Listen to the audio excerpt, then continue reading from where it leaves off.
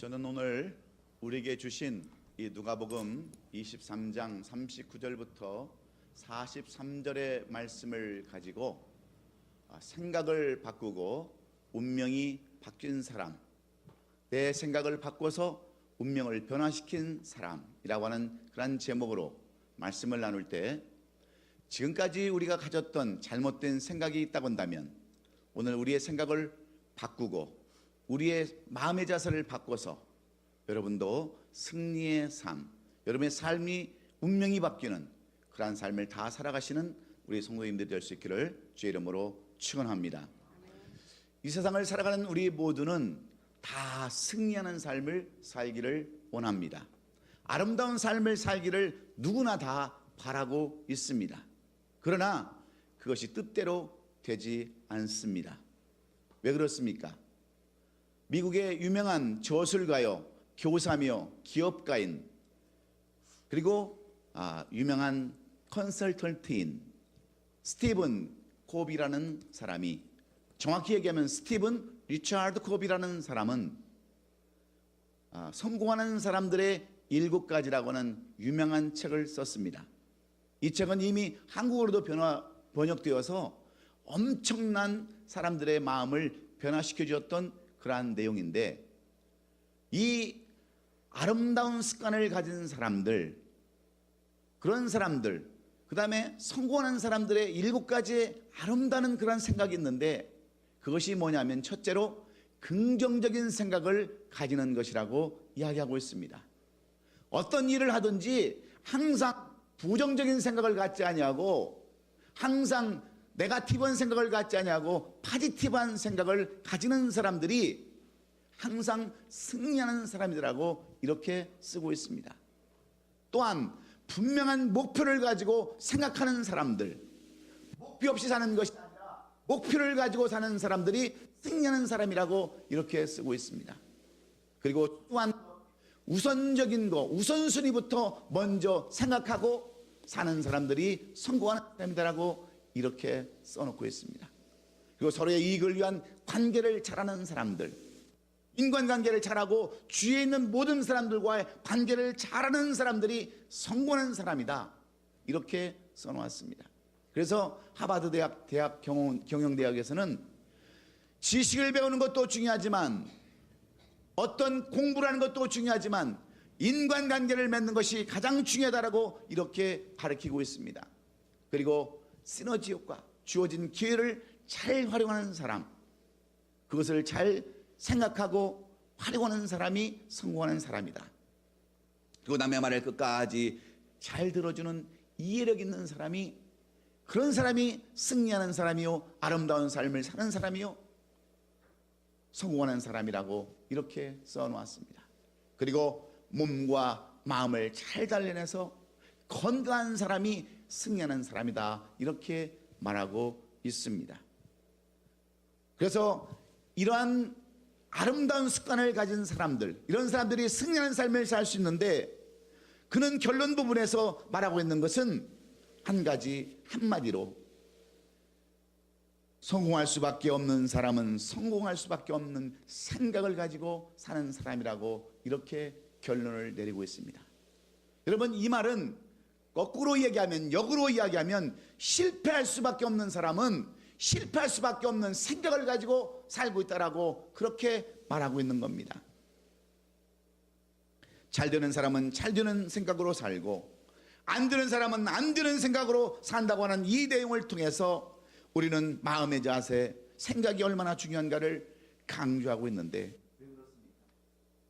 여러분, 생각이 변하면 마음이 변하고, 마음이 변하면 행동이 변해서 결국은 인생이 변하고 삶이 변하기 때문인 줄로 믿습니다. 그래서 스티븐 콥이라는 사람은 이러한 생각의 중요성을 강조하면서 자기의 경험 하나를 그 책에다가 기록해 놓았습니다.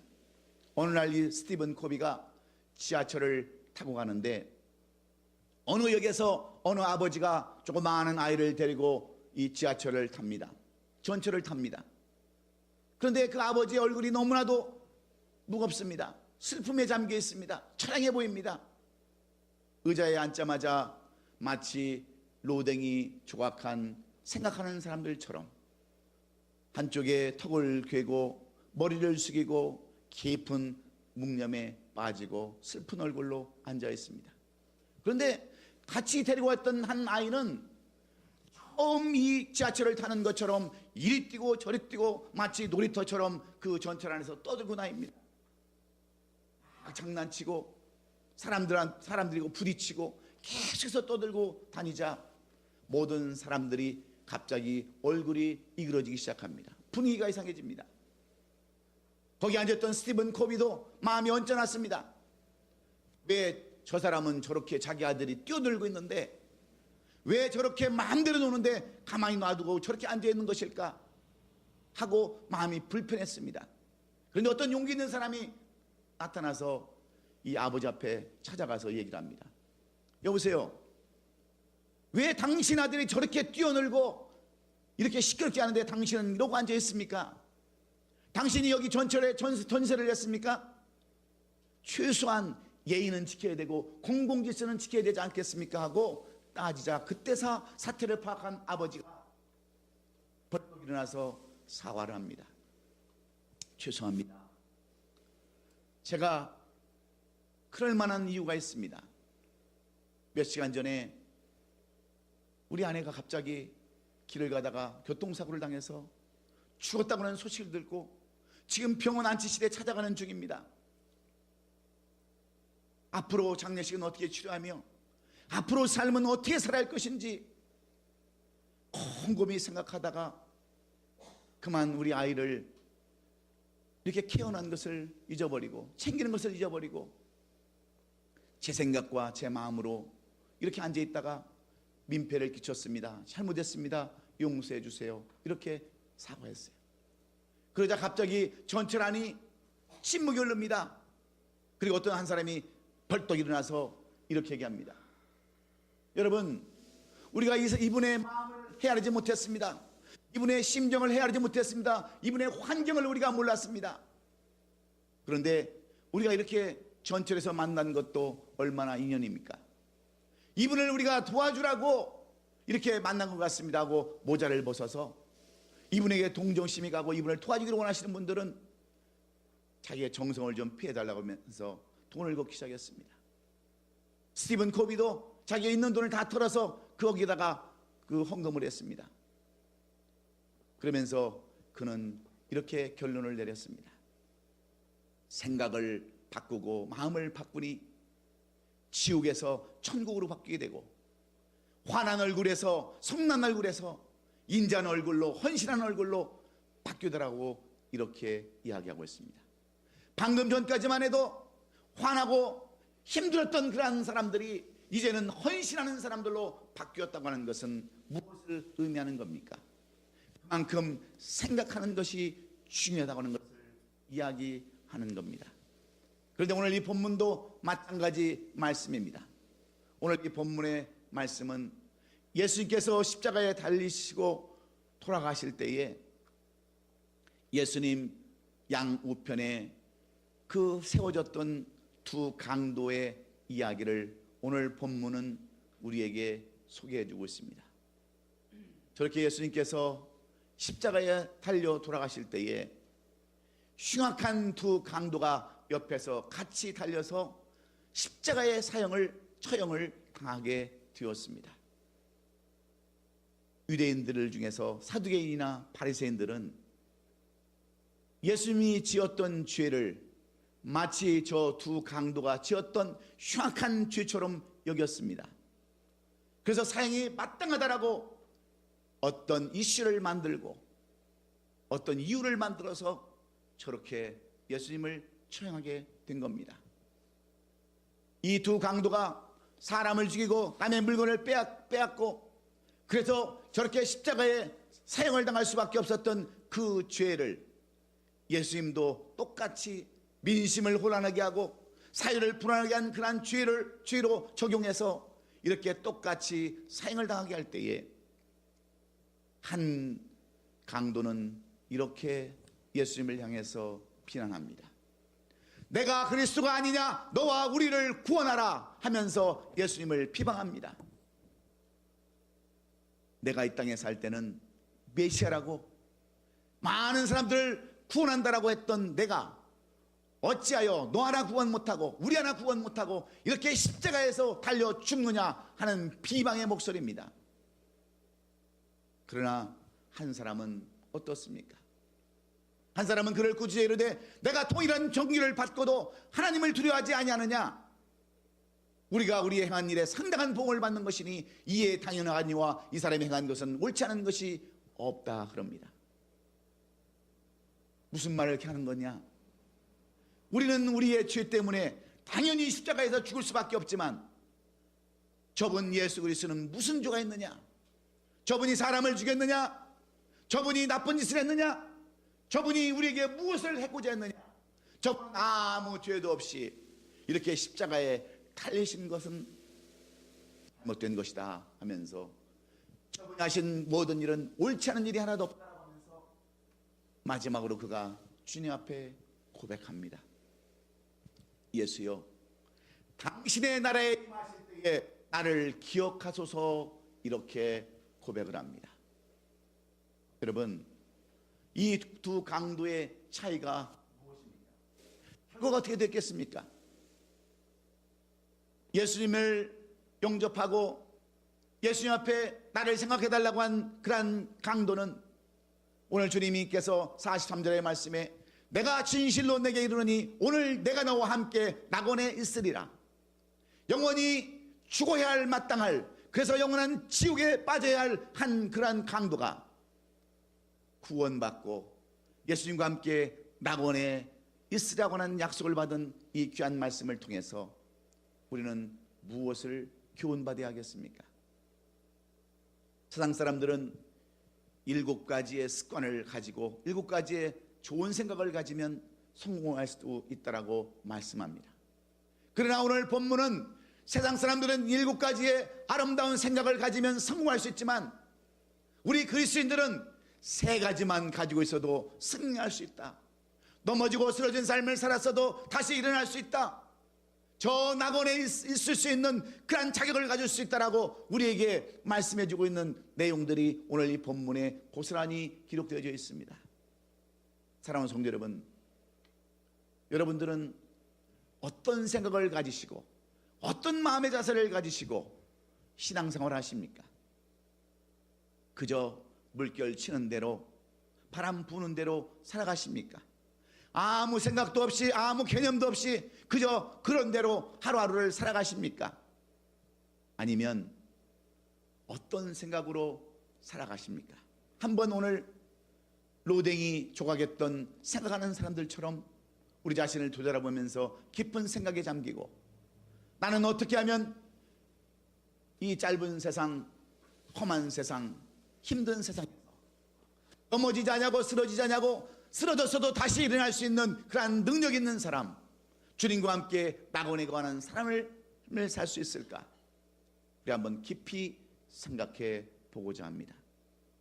그러면 오늘 이 구원받은 강도는 어떤 마음을 가졌기에, 어떤 자세, 마음 자세를 가졌기에 그는 죽어야 할 자리에서, 영원히 멸망받을 자리에서 그는 구원받고 낙원에 이르는 축복된 사람이 되었을까? 영원한 강도에서, 살인자에서 그는 구원받은 영생을 얻은 자로 쓰임을 받을 수 있었던 그 비결이 무엇인가?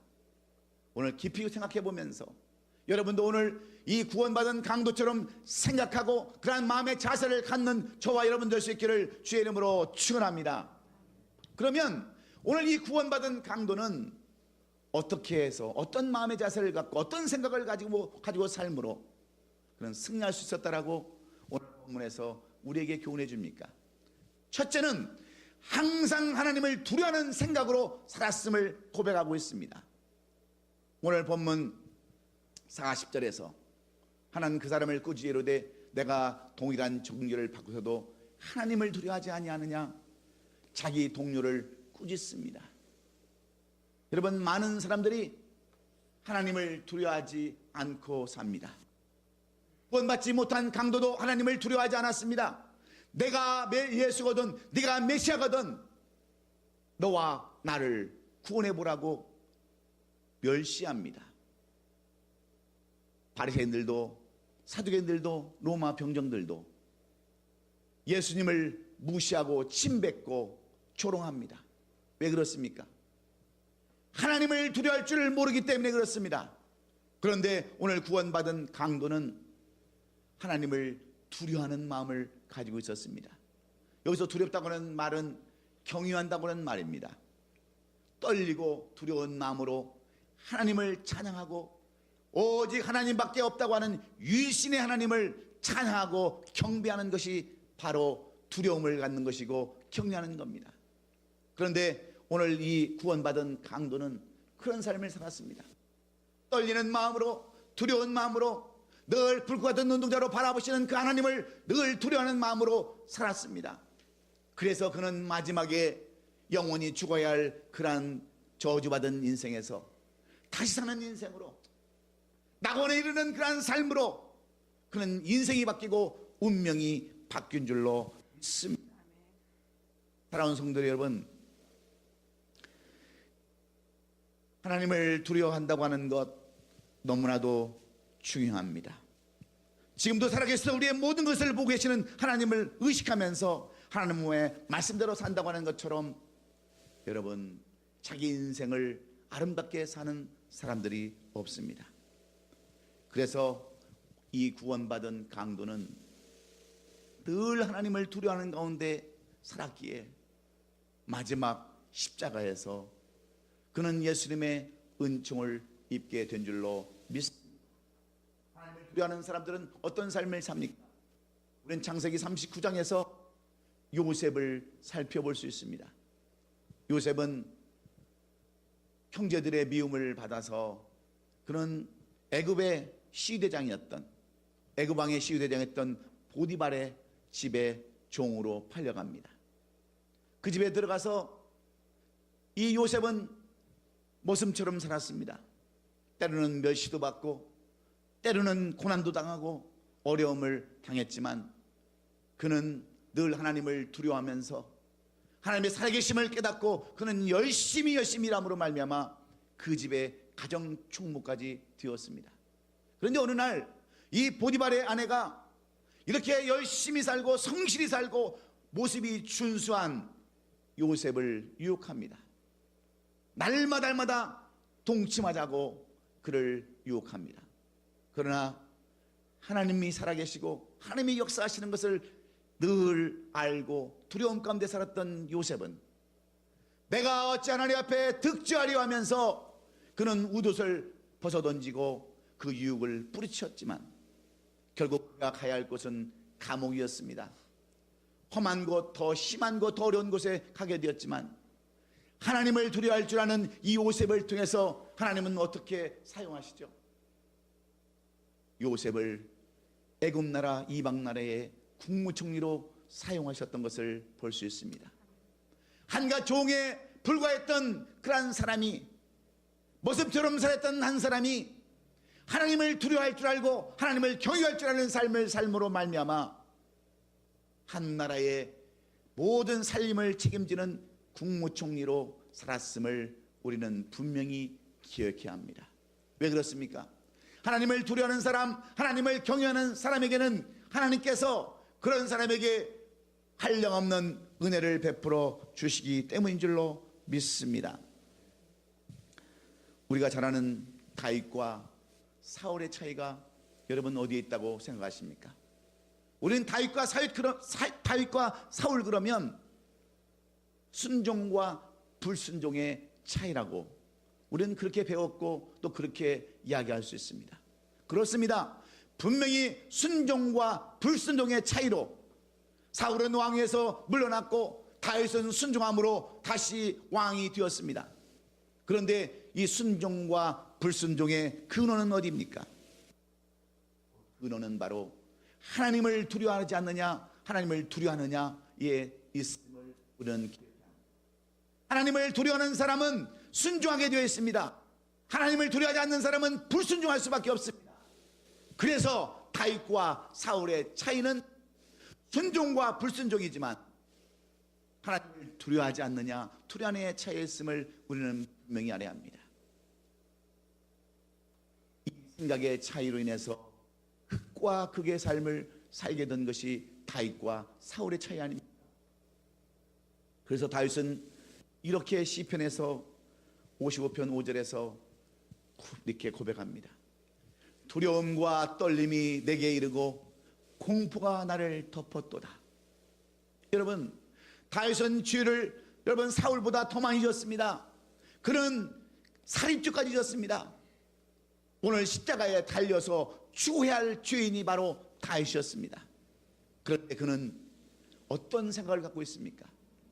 이런 죄를 지었던 그런 나를 하나님이 보고 계시다고 하는 그 두려움과 떨림으로 살았기에 그는 눈물을 적시는 침상의 회개로 인해서 하나님께서는 그의 죄를 다 용서해 주시고 너는 내 맘에 합한 자라고 하는 그러한 축복으로 말미암아 그가 왕까지 되었음을 우리는 분명히 기억해야 합니다.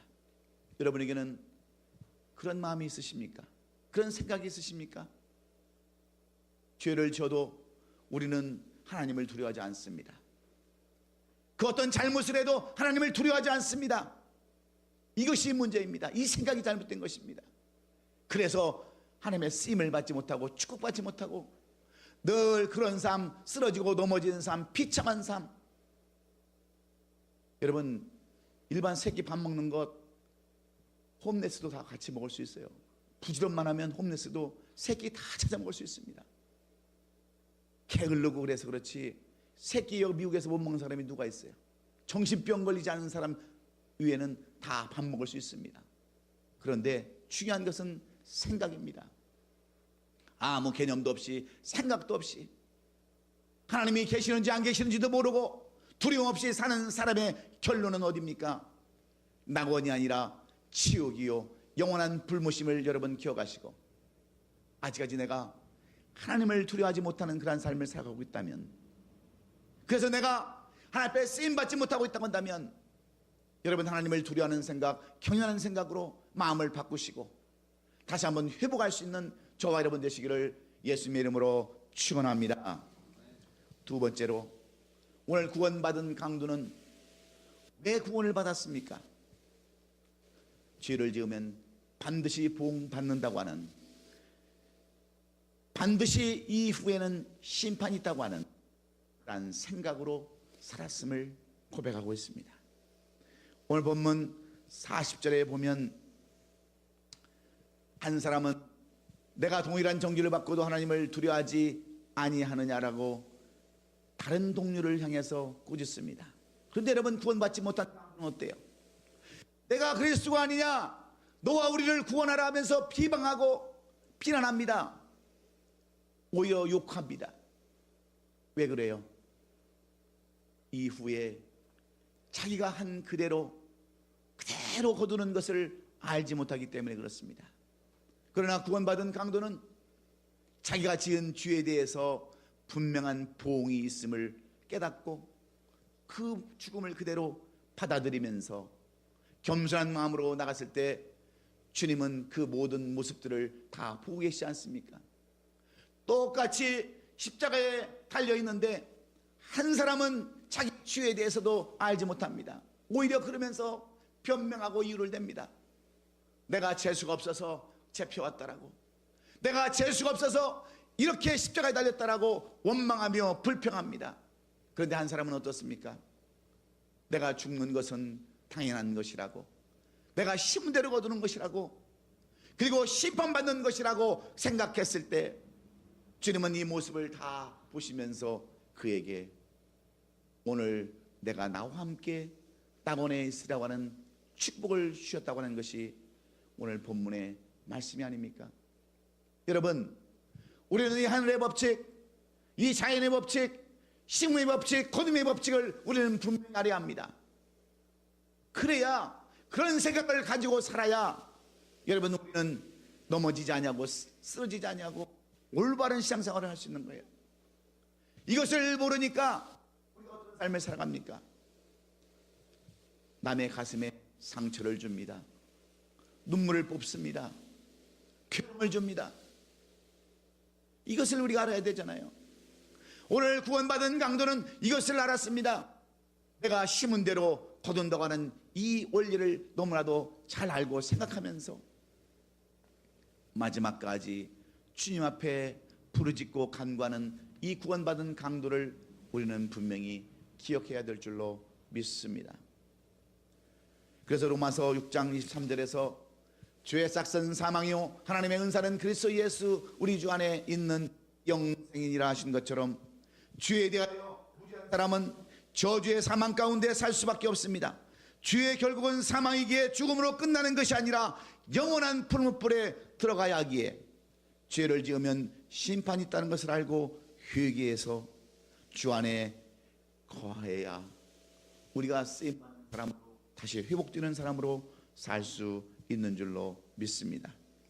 이것이 신명의 법칙이고 축복의 법칙이고 하늘의 법칙이고 그것이 자연의 법칙입니다. 그래서 사도 바울은 어떤 삶을 살아갑니까? 사도 바울은 정말 하나님 앞에 열심히 특심이었습니다. 예수 믿는 사람들을 잡아 가두면 하나님께서 그것을 축복하는 것으로 알았습니다. 그런데 그는 다메섹 도상에서 부활하신 예수님을 만나고 주님으로부터 책망을 받습니다. 사울아 사울아 내가 어찌하여 나를 괴롭히느냐? 나는 네가 괴롭히는 예수니라 하시면서 사울에게 이 말씀을 전했을 때 사울은 생각하고 깨닫습니다. 자신이 했던 것들을 돌이키면서 그의 삶은 이제는 예수를 잡으러 다녔던 사람들이 예수 그리스도의 복음을 전하는 사람으로 그 인생이 바뀌게 되었습니다. 그리고 그는 주님의 말씀을 깊이 생각하면서 이 심의 법칙이 있음을 알았습니다. 심은 대로 거둔다고 하는 그 사실을 알고 그는 하늘의 멸류관과 하늘의 기업을 생각하면서 얼마나 최선을 다하는 삶을 살았습니까? 목숨을 내어놓고 많은 아픔을 겪으면서 굶어가면서 한 영혼을 살리기 위해서 하나님이 가장 기뻐하시는 일을 하기 위해서 그는 굶어가면서 맞아가면서 괴로움을 당하면서 영혼 구원의 전도사에게 선교사에게 최선을 다했던 것은 바로 이 심의 법칙, 보응의 법칙을 알았기 때문입니다. 사랑하는 성도 여러분, 여러분들은 어떠세요? 여러분들은 이런 생각을 가지고 살아가십니까? 아니면 아무런 개념도 없이 그냥 살아가십니까? 갈라디아서 6장 7절은 우리에게 이렇게 권면합니다. 스스로 속이지 말라. 하나님은 업신여김을 받지 아니하시나니 사람이 무엇으로 심든지 어떻게 한다고요? 그대로 얻는다고 그랬습니다. 내가 악을 심으면 악의 열매를 먹을 수밖에 없고, 내가 선한 열매를 먹으면 선한 열매를 거둘 수밖에 없고, 내가 좋은 일하면 좋은 일로 여러분 보응받을 수밖에 없기에 바울은 로마서에 있는 많은 교회와 사람들에게 이렇게 가르칩니다. 반드시 보응의 법칙을 알고 심으면 심은 대로 거둔다는 법칙을 늘 생각하면서 사는 사람이 결국은 승리하는 사람이다. 그런 사람들이 아름다운 삶을 사는 사람들하고 우리에게 교훈해주고 있기에 여러분 모두가 오늘도 이 말씀 심은 대로 거둔다고 하는 보응의 법칙을 날마다 생각하면서 아름다운 것을 심기를 주의 이름으로 축원합니다. 좋은 일들 하며 살기를 주의 이름으로 축원합니다. 마지막으로 오늘 구원받은 강도는 어떻게 해서 영원한 불못에 빠져야 할 사람이 낙원에 이르는 그러한 승리의 삶으로 운명을 바꾼 사람으로 살게 되었습니다. 그는 미래와 종말에 대한 신앙을 가지고 그것을 깨닫고 자신을 하나님 앞에 맡기는 생각으로 살았음을 오늘 본문 42절에서 말씀하고 있습니다. 예수여, 당신의 나라에 임하실 때에 나를 기억하소서. 이 말씀은 무슨 말씀입니까? 구원받은 강도는 현실적인 생각에 사로잡히지 않았습니다. 지금 당장 눈앞에 다가오는 십자가의 죽음만 생각하지 않았습니다. 죽음 후에 있을 그러한 미래의 세계, 그러한 영적인 나라를 그는 생각했습니다. 이것이 구원을 얻게 되는, 구원에 이르게 되는 중요한 계기가 되었음을 우리는 오늘 이 본문을 통해서 배워야 합니다. 그러나 구원받지 못한 강도는 현실의 생각과 십자가에서 죽는 그 죽음만 생각하고, 내가 하나님의 아들이거든, 네가 예수거든, 메시아거든, 나를 구원해 보라고 이렇게 비방하고 말합니다. 그는 결국 짧은 세상, 험한 세상, 조금 더 살아보려고 죄값으로 보응받는다 죽는다 해도 하늘 아래에 소망을 두지 못하고 결국 그는 멸망하고 말았습니다.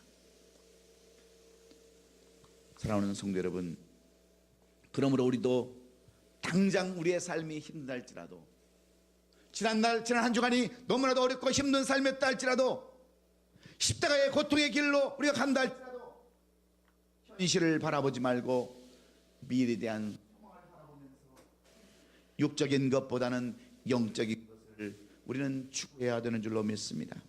순간적인 만족보다는 영원한 기쁨을 사모해야 됩니다. 그런데 사람들은 어떻습니까? 과거에 빠져서 삽니다. 옛날에는 내가 이렇게 살았는데, 옛날에는 내가 열심히 11조도 하고, 옛날에는 내가 열심히 기도도 하고, 옛날에는 새벽 예배도 하고 이렇게 살았는데 하면서 과거만을 살면서 집착합니다. 이것은 잘못된 신앙입니다. 왜 그렇습니까? 하나님은 과거의 하나님이 아니시기 때문에 그렇습니다. 현재의 하나님이요 미래의 하나님이시기 때문에 우리는 과거를 바라보지 말고 미래를 바라보면서 나가는 생각을 가지고 살 때에 하나님은 그런 사람을 통해서 저주받은 땅에서 축복받은 땅으로 옮겨주시는 줄로 믿습니다.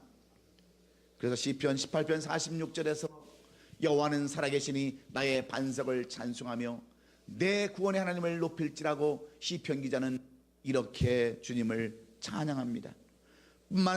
뿐만 아니라 시편 42편 2절에 가서는 내 영혼 하나님 곧 살아계신 하나님을 갈망하니 내가 어느 때에 나가서 하나님의 얼굴을 배울까 하며 소망하는 삶을 살아가고 있습니다.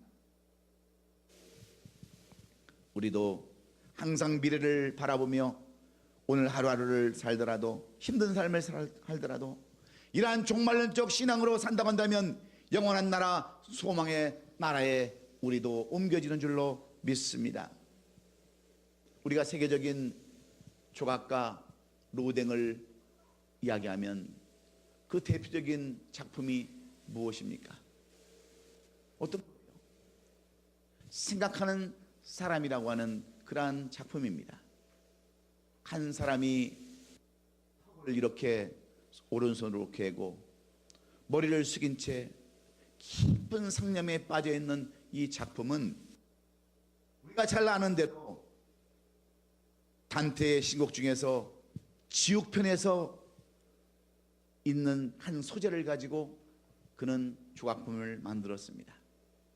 어떤 사람이 지옥문 위에서 무엇을 골똘히 생각하는 그러한 단테의 신곡 중에서 지옥편에서 그 소재를 따가지고 이 작품을 만들었습니다. 여러분 한번 생각해 보세요. 어떤 사람이 지옥문 그 앞에서 깊이 무언가를 생각하는 그 모습은 어떤 모습일까요? 이 로댕의 작품이 우리에게 주는 교훈이 무슨 교훈입니까? 지옥문에서 우리는 반드시 깊은 생각에 빠져야 한다는 겁니다. 나는 영원히 이 지옥문에 들어가서 구원도 받지 못하고 영원한 불못에서 영원히 살아야 되는가? 아니면 이 지옥문에 들어가지 않는 삶을 살아야 하는가? 깊이 생각해 봐야 한다고 하는 교훈을 로댕은 우리에게 그의 작품을 통해서 말씀해 주고 있습니다. 사랑하는 성도 여러분, 오늘도 우리가 깊이 생각해야 합니다. 로댕이 만들었던 그러한 작품처럼 깊이 생각해 봐야 합니다. 나는 어떤 삶을 살 것인가? 어떤 마음의 자세로 살아야 되는가? 깊이 생각해야 하나님께서는 우리에게 약속하신 말씀처럼 우리를 인도하여 주십니다. 그러므로 우리는 이 지옥문이 아닌 시온의 문에서 생각하고 깊이 마음의 자세를 가져서 종말론적인 그러한 신앙으로 나갈 때에 우리에게는 반드시 넘어지지 않냐고 쓰러지지 않냐고 아름다운 가정을 이루며 아름다운 교회를 이루며 행복한 삶을 살게 될 줄로 믿습니다. 그리고 우리 하나님 앞에 모든 것을 맡겨드려야 합니다. 구원받은 성도는 항상 하나님 앞에 모든 것을 맡겨드리는 삶을 하는 겁니다. 오늘 구원받은 강도도 마찬가지입니다. 그는 자기의 모든 것들을 다 맡기면서 나를 기억해달라고, 나를 잊지 말라고, 비록 내가 죄를 져서 이 십자가의 사형의 온도를 받았지만 나를 잊지 말아달라고 주님 앞에 모든 것을 맡기는 이 겸손함은 주님으로 하여금 감동을 받게 하고 그를 낙원에 있게 하는 놀라운 축복을 받게 될 줄로 믿습니다. 시편 37편 5절에 6절로 말씀처럼 내 길을 여호와께 맡기라. 그를 의지하면 그가 이루시고 내 의를 빛같이 나타내시며 내 공의를 정오의 빛같이 하시로다 하신 이 약속의 말씀을 붙들고 모든 것을 맡겼을 때 그는 사형자가 아니라 저주받은 인생이 아니라 낙원에 이르는 구원받은 백성이 된 줄로 믿습니다. 사랑하는 성도 여러분, 사람은 할 수 없는 일들이 너무나도 많기에 항상 나는 먼저 부정하고 하나님을 신뢰하고 그분께 모든 것을 맡긴다고 한다면 하나님은 우리를 대신해서 그 모든 일을 다 하는 줄로 믿습니다. 여러분, 맡긴다고 하는 것은 무엇을 의미하는 것입니까? 맡긴다고 하는 것은 전적으로 의지한다고 하는 겁니다. 예를 들면 우리가 수영하는 것과 똑같습니다. 수영을 전혀 할 줄 모르는 사람이 바다에 빠져서 물에 빠져서 강물에 빠져서 허우적거릴 때 생각이 없는 사람, 개념이 없는 사람, 그런 사람은 어떻게든지 자기가 살려고 몸부림을 칩니다. 그런데 이런 사람들은 30분을 못 버팁니다. 자기 스스로 힘이 다 빠져서 결국 스스로 물에 빠져서 나오지도 못하고 결국 죽습니다. 그러나 생각을 바꾸고 누가 나를 구원해 줄 때까지 힘을 비축하고 그대로 물에 자기 몸을 맡기면 3시간도 떨 수 있습니다. 4시간도 떨 수 있습니다. 물에 그대로 자기 자신을 맡기면 결국 구조되어서 살 수가 있는데 자기 힘으로 살려고 하니까, 자기 의지대로 살려고 하니까 결국은 망하는 자리로, 영원한 죽음의 자리로 갈 수밖에 없습니다. 제가 이번에 한국을 다녀오면서 인천공항에 새벽 5시 30분에 도착하니까 제 친구 목사님이 저를 데리러 마중 나왔습니다. 그래서 목사님 피곤하시죠? 그러면서 데리고 가는 곳이 인천 해수탕이었어요. 저는 그 사우나도 가보고 목욕탕도 가봤지만 5층 건물에 다 사우나가 있고 수영장이 있는 곳은 처음 봤어요.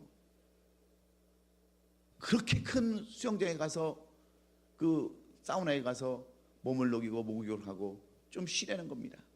그런데 제가 어려서부터 지금까지 목욕탕에 가서 변하지 않는 진리 하나를 발견했습니다. 그것은 옷장에 써놓은 하나의 노티스였어요. 그것이 뭔지 아세요? 주인께 맡기지 않은 귀중품은 절대로 책임지지 않습니다. 어렸을 적에 저는 그걸 봤거든요. 조그마할 때 엄마를 따라서, 아버지를 따라서 목욕탕에 갔을 때도 보았던 그 글귀가 지금도 무슨 진리 마냥 옷장에 써놨어요. 맡기지 않은 것은 책임지지 않는다라고. 여러분, 그렇습니다. 우리 하나님은 전능하신 하나님, 능력 있으신 하나님, 사랑 있으신 하나님이기 때문에 맡기지 않은 것도 책임져 주시지만 우리가 맡긴 것은 반드시 책임져 주시고 축복해 주신다는 것을 우리는 분명히 깨달아야 합니다. 여러분, 성공하기를 원하세요? 승리하기를 원하세요? 그렇다면 우리의 모든 것을 하나님 앞에 맡기고 사는 저와 여러분 될 수 있기를 주의 이름으로 축원합니다. 맡기지 못해서 내 힘대로 살아보겠다라고 발버둥치고 애쓰니까 결국은 병 생기고 돈도 벌지 못하고 망하는 삶을 살아가는 사람들이 얼마나 많이 있습니까? 여러분, 예수님의 삶은 어떤 삶이었습니까? 하나님과 동등하심으로 그리스도로 메시아로 오셨던 주님이시지만 하나님과 동등함을 취하지 아니하시고 오히려 하나님을 두려워하는 마음으로 살았습니다. 말씀대로 순종하면서 하나님을 경외하는 삶을 살았던 분이 바로 우리 주님 아니십니까? 그리고 주님은 하나님을 경외했을 뿐만 아니라 또 어떤 삶을 살았어요? 죄를 지으면 반드시 보응받는다고 하는 그러한 마음과 생각을 가지시고 날마다 기도하며 또 심은 대로 거둔다고 그 법칙대로 많은 열매를 거두기 위해서 잠도 제대로 주무시지 아니하시고 먹는 것도 제대로 먹지 아니하시고 나머지 공생애를 제자 양육하는데 복음을 전하는데 모든 것 최선을 다하시는 삶을 살았습니다. 그리고 미래와 종말의 신앙으로 하나님 앞에 모든 것을 맡기는 삶을 살았습니다. 예수님도 인간의 육신을 입고 이 땅에 오셨기 때문에 얼마나 십자가의 고통이 힘들었겠습니까? 그러나 아버지여 내 뜻대로 마옵시고 아버지의 뜻대로 하옵소서 하고 모든 것을 주님 앞에 맡겨드렸을 때에 주님은 바리새인과 사두개인과 로마고인들이 그렇게 비방하던 흉악한 강도 같은 삶을 사는 것이 아니라 오히려 높임받고 인정받고 하나님의 축복을 받아서 부활의 신앙으로 다시 부활하신 줄로 믿습니다.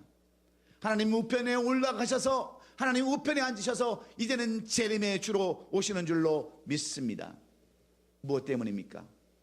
생각을 바꾸고 마음의 자세를 바꾸면 하나님을 두려워하는 하고 경외하는 마음으로 죄를 지으면 반드시 보응한다고 하는 이 심판의 그러한 생각으로 미래와 종말을 생각하면서 하나님 앞에 모든 것을 맡긴다는 그러한 생각으로 살아간다면 우리의 신앙생활은 반드시 승리하는 삶이요 반드시 아름다운 열매를 거두는 아름다운 삶이기에 오늘 여러분도 구원받은 강도처럼 그렇게 사심으로 말미암아서 이 한 주간이 여러분에게는 간증하는 한 주간이요 여러분의 인생을 바꾸고 운명을 바꿀 수 있는 그런 한 주간이 되시기를 예수 그리스도의 이름으로 축원합니다.